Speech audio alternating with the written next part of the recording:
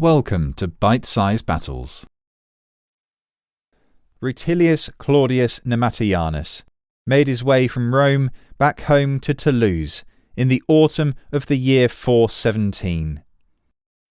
7 years earlier, Alaric's Visigothic supergroup had just subjected Rome, the ancient and venerated capital of the empire, to a heinous sack. And not only this, Britain had been abandoned, Spain lost to a horde of Vandals, Alans and Suevi, and Gaul was in the hands of the usurper Constantine. It's clear that Rutilius had taken a sea voyage, as he didn't yet trust the roads, and on his way he wrote an epic poem.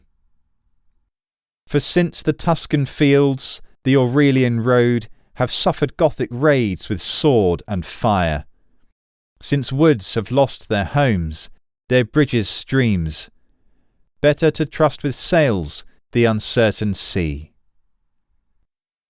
But this isn't a lament. It's a poem of triumph and hope. Let Rome's dire woe be blotted and forgot. Let your contempt for suffering heal your wounds.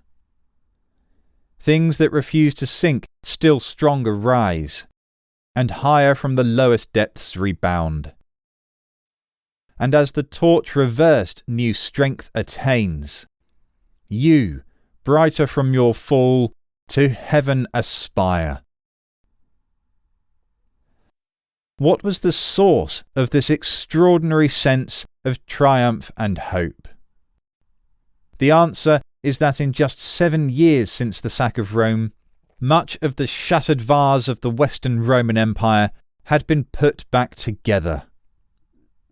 Usurpers had been snuffed out like errant candles, and most of the barbarian invaders of the empire had either been put in their place or witheringly crushed. Rutilius was right. The future was looking rosy. Welcome to Rome Resurgent. The remarkable turnaround in Roman fortunes can be principally traced to the rise of an experienced and brilliant Roman commander by the name of Flavius Constantius. It's likely that he had been a lieutenant of the old generalissimo Stilicho. Shortly after the sack of Rome, Constantius ascended to the position Stilicho had enjoyed, Magister Militum, the senior general of the Roman West. His first job was to return order to the imperial court, following the turmoil surrounding Stilicho's execution in 408. He did so with military efficiency, with a dash of retribution thrown in for good measure. The chief plotter against Stilicho had been a man named Olympius, who was now clubbed to death. With that out of the way and Constantius's own position consolidated, he moved against Rome's enemies. But which to go after first? For several years now, the still powerful army of Italy had been essentially paralysed by the existence of so many different enemies on Roman soil simultaneously. Moving against one simply exposed your rear to the others. By 411, though, happy chance had solved the problem.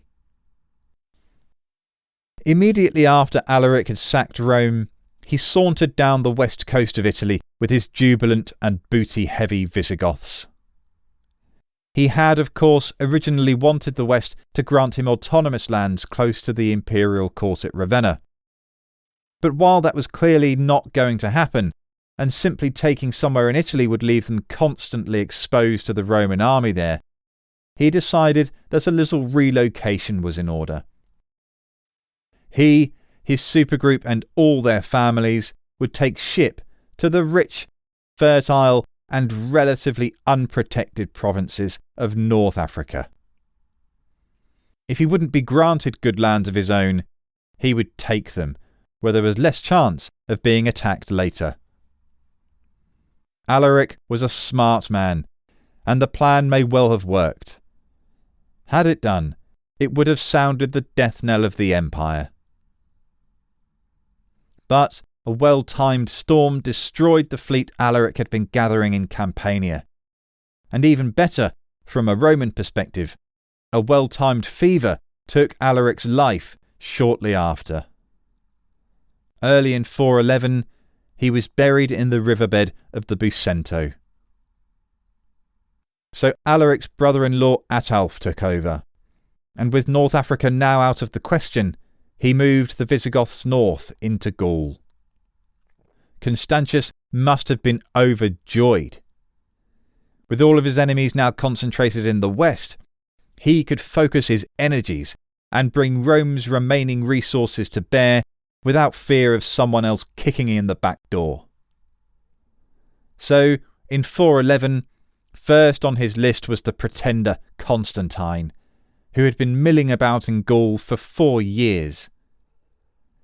As it happens, smelling Constantine's blood in the water, 2 other usurpers in Gaul had proclaimed themselves emperor as well.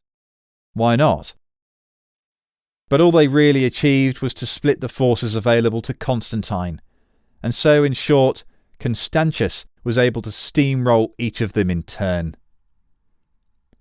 Holed up at his capital at Arles, Constantine must have wondered if it had all been worth it. While it was he, rather than Stilicho, who had finally confronted the Rhine invaders in Gaul, he had only pushed them onto Spain, where they still remained. Ever since, his usurpation had meant that the Roman army had been unable to properly act against either the Rhine invaders in Spain or the Visigoths rampaging in Italy. To hasten his surrender, Constantine was offered his life, and he duly accepted. But, shock, en route to Ravenna, the promise was broken, and his head was placed atop a pole at the court of the Emperor Honorius. What a triumph! By now it was 413, and in just 2 years the Visigoths had left Italy, and Constantius had wiped out no less than 3 usurpers. Gaul could now begin to be brought back into the empire. Or at least, most of Gaul, because the Visigoths had planted themselves squarely in the city of Narbonne, close to the modern border with Spain. Now Constantius trained his sights on them. In 414, not wanting to risk his army against Ataulf's supergroup, Constantius decided on a typically effective strategy: blockade. By land and sea, he blocked all routes into Narbonne, and by early 415, food was so short that the Visigoths retreated to Spain in search of supplies. Ataulf could have risked forcing Constantius to fight a set-piece battle, but by now his men were exhausted and starving, while the Romans were euphoric, buoyed by recent successes. So, with few other options left, Ataulf used his trump card. When they had left Rome back in 410, the Visigoths took with them the beautiful sister of the Emperor Honorius, Galla Placidia. Later, Ataulf then sensationally married her, and she gave him a son. The significance of this could not be overstated. As the Emperor Honorius had no children of his own, the Western Roman Empire now had an heir who had been fathered by a king of the Visigoths. What Ataulf demanded from the Roman West was a senior position at the imperial court at Ravenna, and again, that his supergroup be settled close by. This, as before, was unacceptable to Constantius and Honorius, who wanted Galla Placidia back, but without her barbarian husband and child. Now, fate stepped in once more. Sadly, Ataulf and Galla's young child died, and his grieving parents buried him in a small silver coffin in a church in Barcelona. With his trump card removed and Constantius keeping up his blockade, the starving Visigoths finally turned on their king. Ataulf was killed in the coup, and soon after, a new king, Wallia, rose to power. Wallia had no interest in the now widowed and childless Galla Placidia and sent her back to the Romans. He also gave up any demands to be settled in Italy and agreed to a military alliance with Constantius. In return, the Visigoths were handed around 2 million tons of wheat. The sackers of Rome had been reduced essentially to begging for food. And now, having fed them up, Constantius set them loose on the third major problem facing the West: the Rhine invaders who had been enjoying a Spanish holiday for half a decade. Having carved up Hispania at will and divided it amongst themselves, the Vandals, Alans and Suevi had been supporting themselves with Spanish revenues and agriculture. Now, the Visigothic horde unleashed by Constantius bared their teeth and marched headlong into Spain in 416. While no specific battles survive in detail, the writer Hydatius describes what happens next. All of the Siling Vandals in Baetica were wiped out by King Wallia. The Alans, who were ruling over the Vandals and Suevi, suffered such heavy losses at the hands of the Goths that the few survivors placed themselves under the protection of Gunderic, the king of the Hasding Vandals. The Vandals had split in two once they got to Spain, and one branch had now been totally annihilated.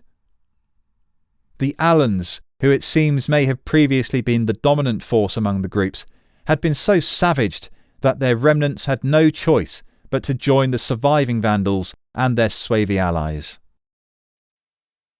By 417, almost all of Hispania had been liberated for the Roman Empire by the force which had sacked its capital just 7 years earlier. The only corner left outside of Rome's control was Galicia, in the northwest of the peninsula. Here, the remains of the Rhine invaders of 406 now scurried and cowered, with their backs to the Atlantic Ocean. The scale of Constantius's success is astoundingly spectacular. The Visigoths had been subdued and turned against Rome's enemies. The usurper Constantine, who once threatened a total takeover of the empire, was dead. And both Gaul and most of Spain had been rescued from their tormentors. It seemed as if a new golden age was about to dawn, and Rome could begin rebuilding her strength. As Rutilius had said, things that refuse to sink still stronger rise. But Rome was about to need all the strength she had for a new calamity.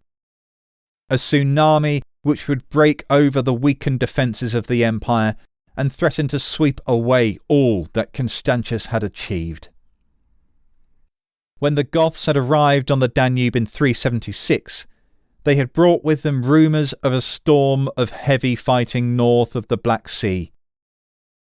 That storm had driven them to seek asylum in the Roman Empire, and it then swept westwards onto the great Hungarian plain, causing huge population displacements which resulted in the massive Rhine invasion of 406.